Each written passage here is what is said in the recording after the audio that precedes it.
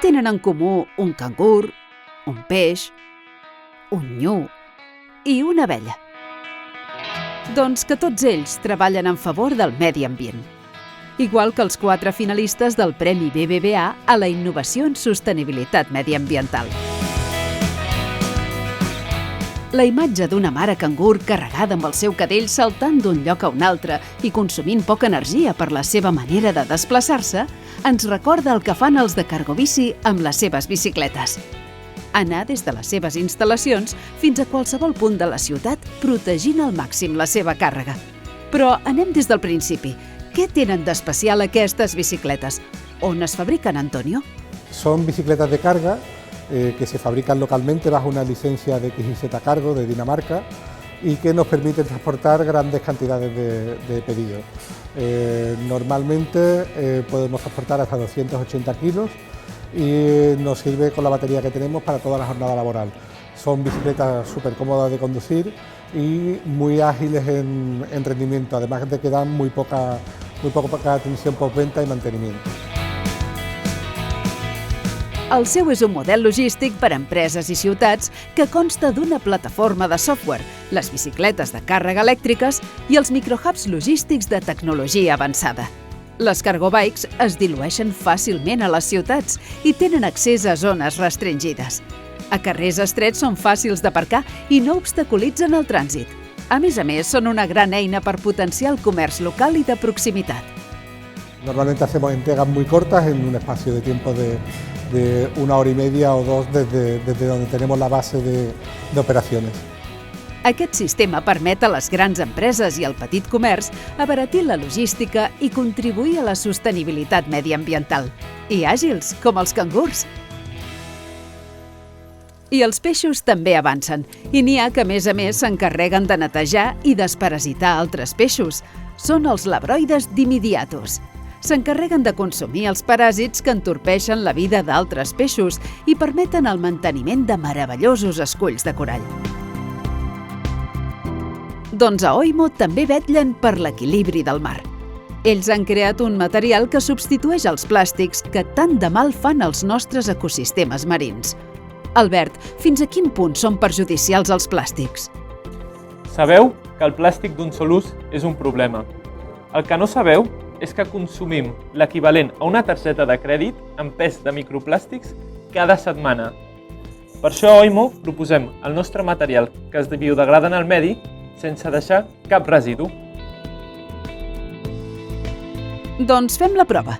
Aquest seria el recipient d'una càpsula de cafè fet amb el material Oimo submergit en aigua.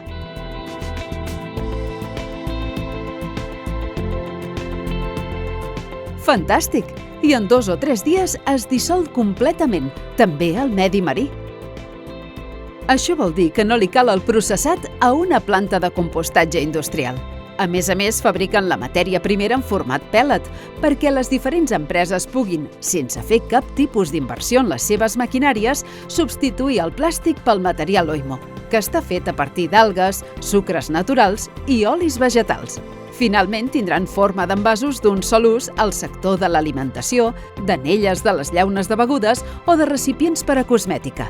Però també hi ha altres bioplàstics existents al mercat. En què es diferencien del vostre material, Albert? Oimo, a diferència d'altres bioplàstics al mercat, és fàcilment biodegradable en qualsevol medi compostable, té un preu molt competitiu, és fàcilment escalable i es pot utilitzar en les maquinàries existents d'avui en dia.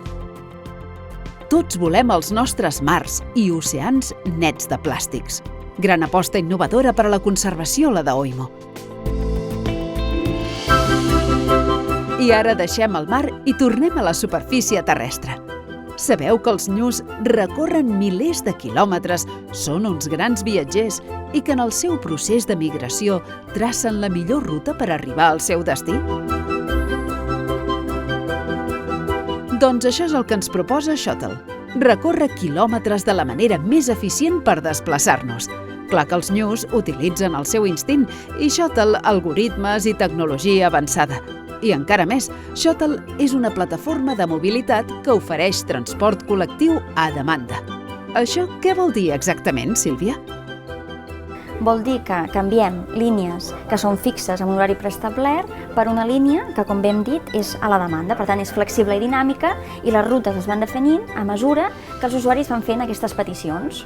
Ara mateix tenim unes línies que, evidentment, són molt ineficients perquè ens trobem en zones de més baixa densitat. Per tant, el nostre objectiu principal és ajudar aquests ajuntaments i operadors de transport i, d'altra banda, també comencem a veure que podem començar també a ajudar les empreses a moure els seus empleats dintre d'aquests parcs de negocis. Aquesta plataforma té 3 productes. Per una banda, l'app del passatger, que l'usuari es pot descarregar al seu smartphone. Tenim l'app del conductor, que el guiarà a través del GPS.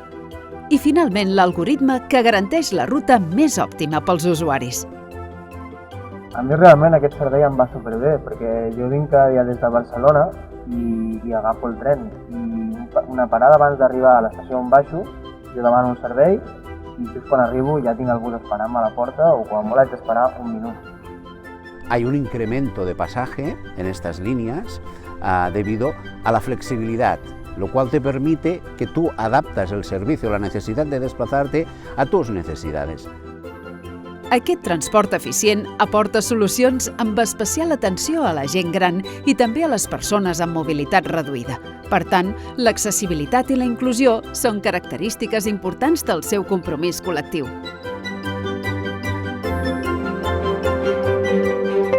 I per compromís col·lectiu, el de les abelles. Són un gran exemple per a nosaltres. Disciplinades, treballadores i eficients al màxim. Fins i tot amb el control de temperatura del seu rusc. Potser per això l'UPC i The Predictive Company han desenvolupat un programari d'eficiència energètica per a màquines de climatització per als nostres ruscs, vull dir, edificis? No us ha passat mai que a l'hivern patim calor i a l'estiu fred a dins d'una oficina?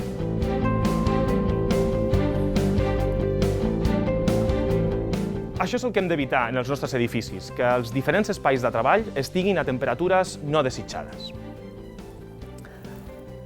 A The Predictive Company oferim una solució software de control predictiu sobre el sistema de clima de l'edifici que permet, partint de la previsió climatològica, els patrons d'ocupació i les característiques de la maquinària de clima, reduir el consum energètic, evitar les emissions contaminants equivalents, reduir els costos d'operació i tot això estabilitzant en els espais la temperatura tot seguint les indicacions dels usuaris.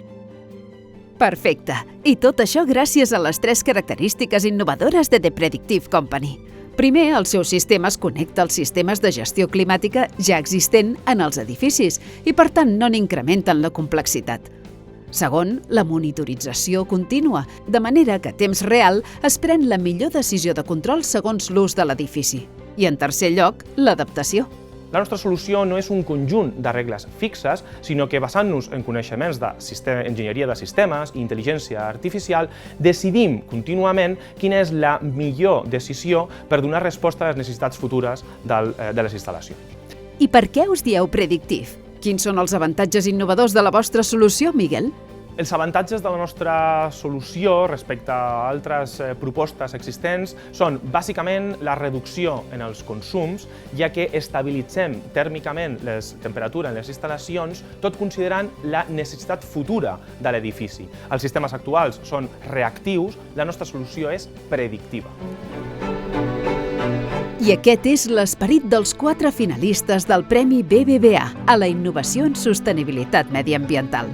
Avançar-se als esdeveniments, tenir cura del medi ambient, innovar per millorar, promoure el consum responsable. En definitiva, construir un món millor. Enhorabona als 4!